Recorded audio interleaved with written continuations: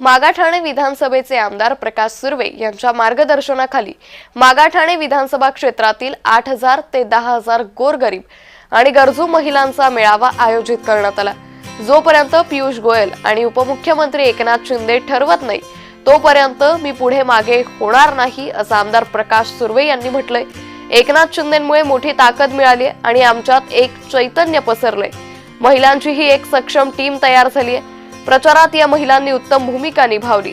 Check नाक्याची वाहतूक कोंडी दूर करण्याचं काम पियुष गोयल करू शकतात असंही प्रकाश सुर्वे यांनी म्हटलंय।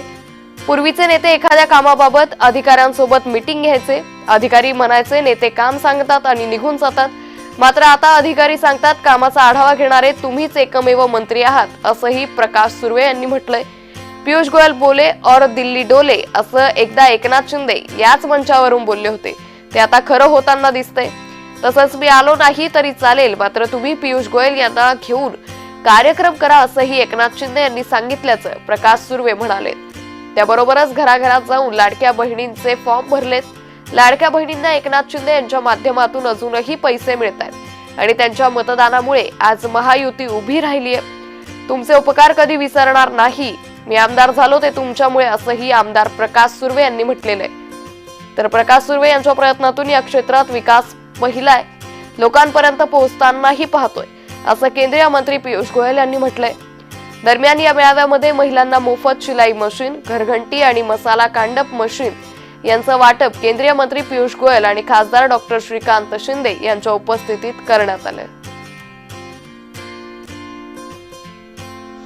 महिलांची टीम एक सशक्त टीम अशी यांनी बनवलेली आहे। तुम्ही बघितलं असाल तुमच्या इलेक्शनला पुरुषांनी रॅली काढली आणि महिलांनी इथून त्या कॉर्नर पर्यंत दिसत नव्हते एवढ्या महिला असंख्य संख्येने आल्या होत्या।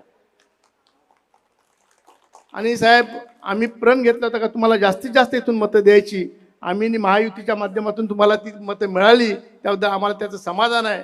पण साहेब खरोखर आम्हाला खूप आनंद होतो की आम्हाला तुमच्यासारखे खासदार भेटले, आमचं सगळ्यांचं सौभाग्य असं मी समजतो। कारण आपण आल्यानंतर एकच घोषणा केली होती, उत्तर मुंबईला उत्तम मुंबई मी बनवेन। आणि साहेब खरोखर बघतोय एक एक काम जे आपण करताय। देवाभाव, एकनाथराव और अजीत दादा के नेतृत्व में प्रकाश दादा सुर्वे ने बहुत अच्छी तरीके से आगे बढ़ाया है।